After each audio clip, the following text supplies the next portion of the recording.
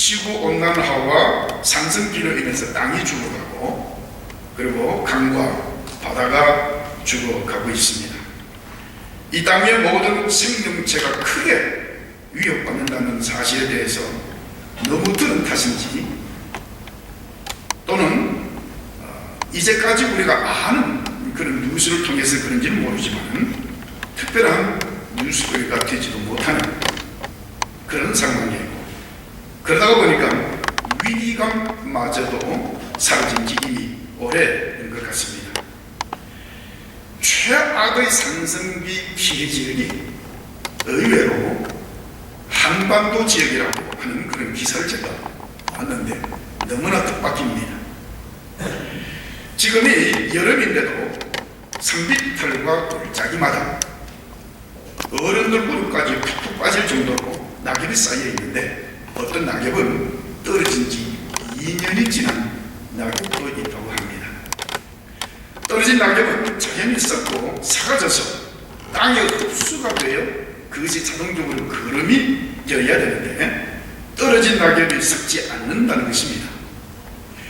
떨어진 낙엽이 썩지 않는 이유는 낙엽을 썩힐 만한 생명체, 다시 말해서 박테리아나 미생물들이 땅이 산성화되면서 사라지다 보니까 바로 이 낙엽이 썩지 않고 그대로 있다는 겁니다. 떨어진 지 2년이나 됐는데도 썩지 않는다는 것이죠. 이로 인해서 땅은 점점 죽어가고, 그리고 사막화 현상이 우리가 상상할 수 없을 정도로 많은 속도로 퍼지고 있다는 겁니다. 어느 책을 보니까 사람이 살던 땅에 한번 사막화되면 그곳에는 다시는 식물이 자라지 않고 2번 다시 물이 흐르지 않는다고 해요. 그래서 제가 그 글을 보고 에이, 그럴 리가 있나? 그렇지 않습니까? 사람이 살던 땅에 한번 사막화가 된다고 해서 거기에 식물이 자라지 않고 2번 다시 물이 흐르지 않는다는 그 사실을 인정할 수 없었는데 사실이 그렇다는 겁니다. 그래서 사막화 현상을 막기 위해서 세계 유수한 인물들이 모여서 바로 이 사막화 현상을 막기 위한 방안 모색을 하고 있다는 겁니다. 오늘 제가 여러분들에게 이 썩지 않는 낙엽에 관해서 말씀을 전하고 있는데, 지금 조금 전에 말씀드린 대로 썩지 않는 낙엽, 이것은 바로 우리 자신들의 이야기라고 하는 것을 우리가 인식을 해야 될 것 같습니다. 지구온난화, 그리고 이 사막화로 인해서 땅이 죽어가듯이 오늘 우리는 이 환경을 통해서 환경의 지배를 받는 우리 인간의 마음도 점점 사막화 현상을 이어가고 있다는 겁니다. 사탄 마귀가 뿌린 그런 악한 생각과 그리고 죄악으로 인해서 우리의 마음에 하나님의 은혜가 사라져버려요. 그에 따라서 우리에게 마음 이렇게 사막화 현상에 의해서 우리 마음에 하나님의 은혜를 기대할 수 없는 그런 상태에서 일어나는 모든 일들 속에서 우리 마음이 각박해지고, 그리고 가슴을 치면 물기가 하나도 없는 그런 퍽퍽한 그런 상태에서 우리가 지금 살고 있다는 그런 이야기가 됩니다. 또한 우리 마음에 큰 상처를 남기는 그런 낙엽이 떨어져도 그것을 삭히지 못하고 썩이지 못하는 이런 참 안타까운 현실 속에서 우리가 살고 있다는 겁니다. 이미 우리 마음에 하나님의 은혜가 사라진 이후이기 때문에 우리 마음에 떨어진 그 낙엽이 썩지 않고, 마치 2년 전에 떨어진 낙엽이 썩지 않은 같이 2년 전에 들은 말도 아직도 내 마음에 그대로 살아있어서 우리 마음을 심히 괴롭히는 그런 경우를 우리가 겪어보고 있을 것입니다. 수년 전에 일어난 일인데 이미 나하고 관계되는 그 사람을 까마득히 잊어버리고 전혀 기억하지 못함에도 불구하고 나는 수년 전에 일어났던 들었던 그 말을 삭히지 못하고 그것을 그대로 가슴에 끌어안고 밤에 잠을 소망을 이루지 못하는 그런 기이한 현상 속에서 우리가 지금 살고 있다는 겁니다. 자다가 벌떡 일어나서 찬물 한 바가지 마시고 난 뒤에 다시 잠을 청해야 하는 이런 상태에서 우리가 살아가는 경우가 있다는 겁니다. 여러분 놀라지 마시고 들어주시기 바랍니다. 제 IQ가 158입니다. 질투하지 마시고 기분 나빠하지 마시기 바랍니다. 그런데 제 IQ 158이라고 하는 것이 이것이 공부하는 머리면 얼마나 다행이겠습니까? 제가 가지고 있는 지능지수의 158이라고 하는 것은 누가 내 마음에 상처를 낸 그 말 한마디, 나를 당혹스럽게 만들었던 그 상황, 그것을 기억하는 데 있어서 IQ 수치가 158이라는 겁니다.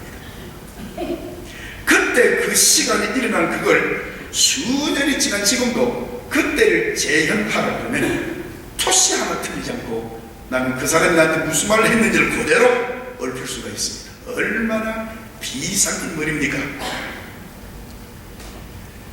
그런데 이 비상한 기억력은 오히려 나의 심장을 벌렁이게 하고 그리고 나를 힘들게 하고 밥을 먹다가 수술을 놓아야 하는, 그래서 이 일로 인해서 내 마음이 폐폐해지고 삭막해지고 물기가 전혀 없이 그냥 뽀송뽀송하게 그냥 먼지만 팍팍 날리는, 이 얼마나 비참한, 이 얼마나 불행한, 어리석기 짝이 없는, 미련하기 짝이 없는 불쌍한 생활을 했느냐 하는 것입니다.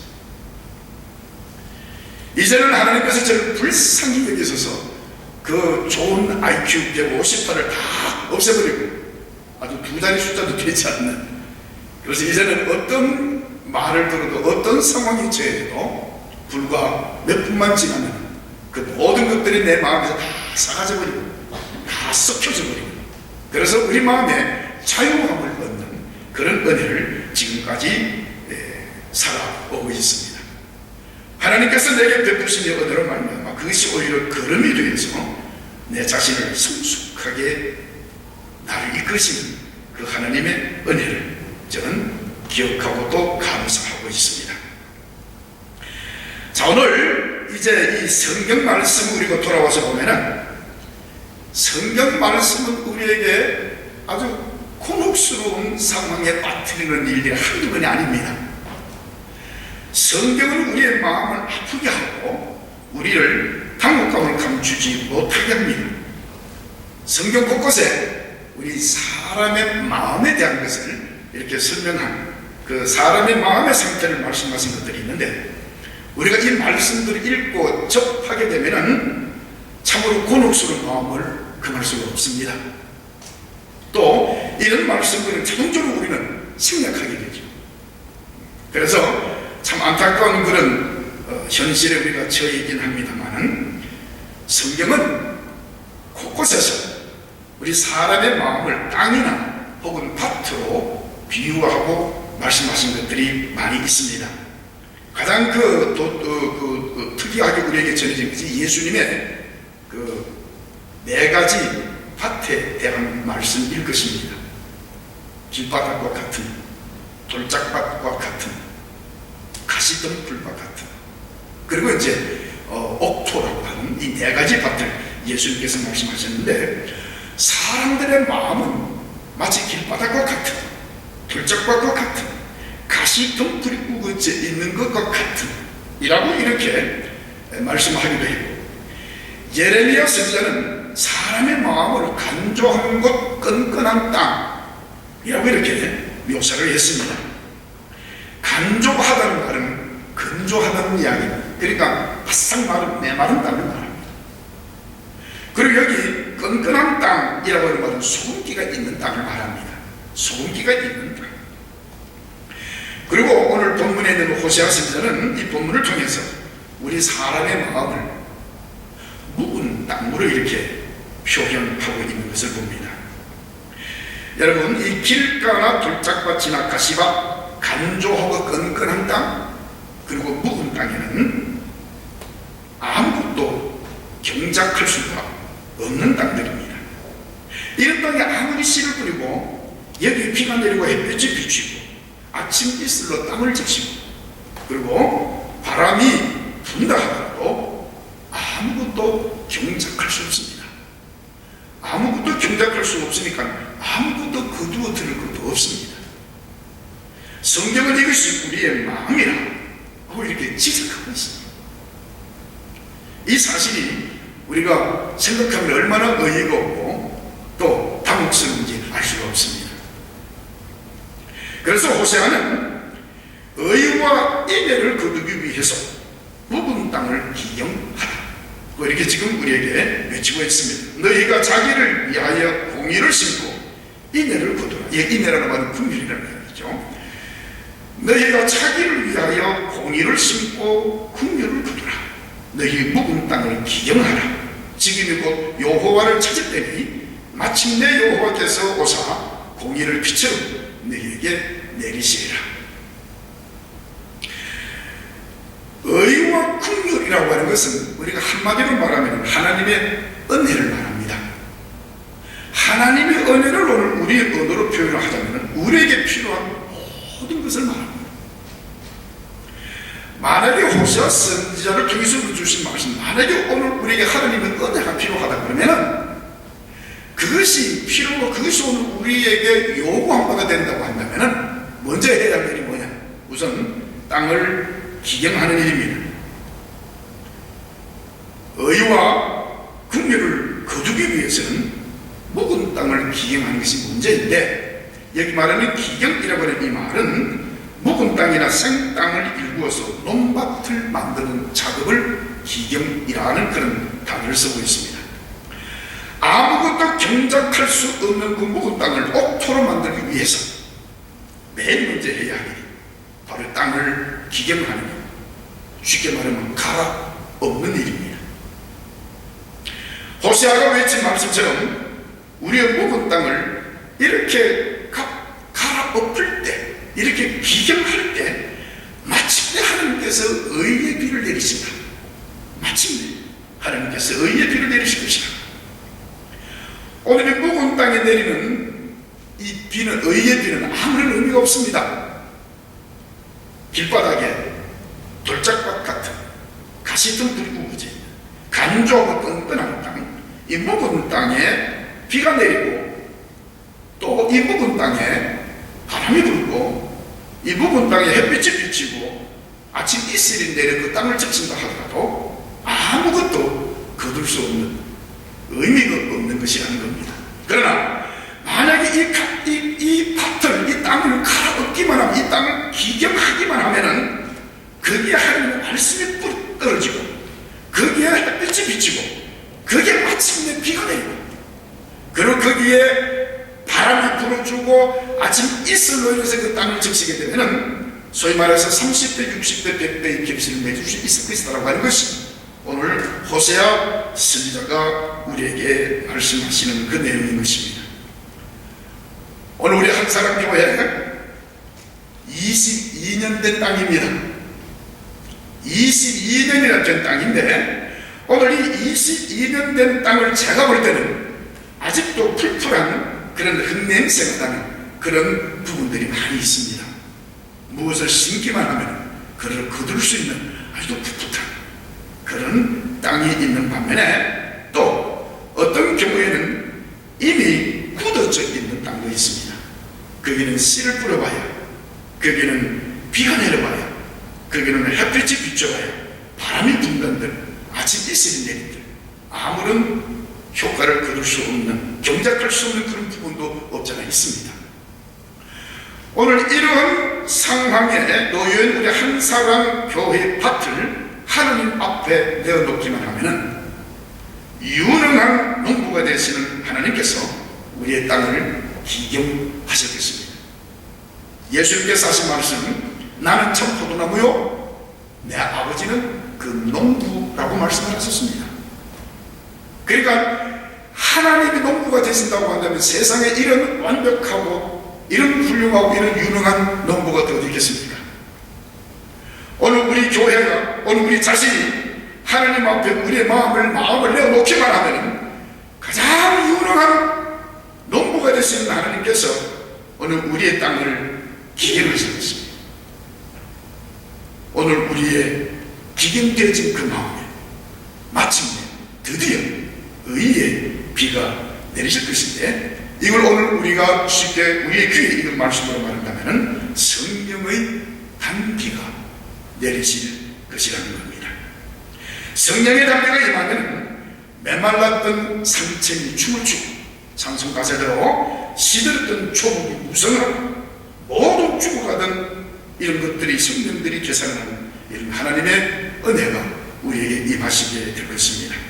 이 은혜가 우리 마음에 임하시면 이제 죽어있던 그런 박테리아, 그런 미생물들이 다시금 번식하게 될 것이고 거기서 서식하게 될 텐데, 다시 말하면 하나님의 은혜가 우리 마음에 임하시고 오늘 우리 교회에 임하시게 되면 낙엽이 떨어지더라도 그것이 이 박테리아와 그리고 미생물에 의해서 그것이 사라지고 섞여지듯이 하나님의 은혜가 우리 마음에 머물게 될 때 그 낙엽이 우리 마음에 떨어지더라도 오히려 그것이 우리에게 거름 역할을 하게 될 것입니다. 만약의 경우에 갈아엎은 땅에 씨앗이 뿌려지게 되면 그것에 싹을 틔우고 뿌리를 내린다고 하는 것은, 어느 목사님이 농사를 짓는 목사님 이야기를 들어봤는데, 겨우내에 얼어있던 그 땅을 갈아엎게 되면, 그리고 갈아엎고 난 다음에 손을 땅속에 넣으면 온기가 있다는 겁니다.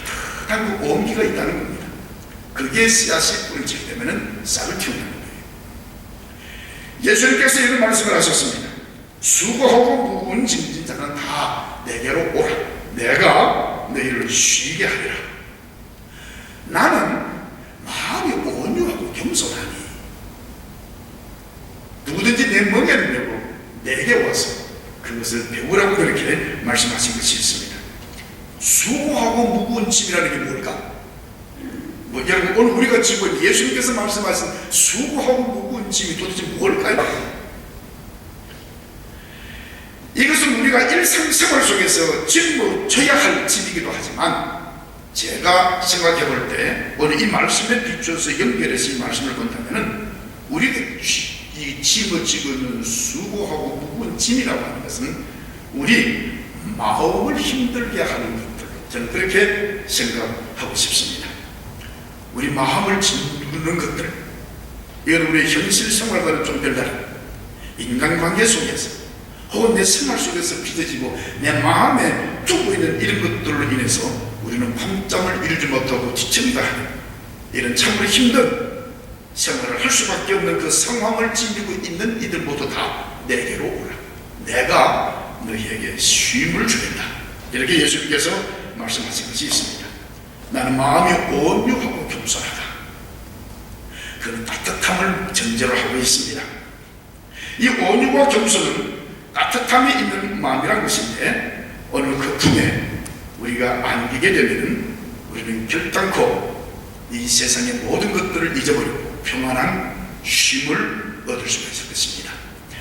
떨어진 낙엽이 오히려 걸음이 되어서 우리의 영혼과 마음을 살찌우는 그런 은혜 속에서 우리가 살아야 되지 않겠나 하는 그런 생각을 가집니다. 오늘 호세아 선지자가 우리에게 외친 말씀, 너희가 자기를 위하여 공의를 심고 인애를 거두라. 너희 묵은 땅을 기경하라. 지금이 곧 여호와를 찾을 때니 마침내 여호와께서 오사 공의를 비추어 너희에게 내리시리라.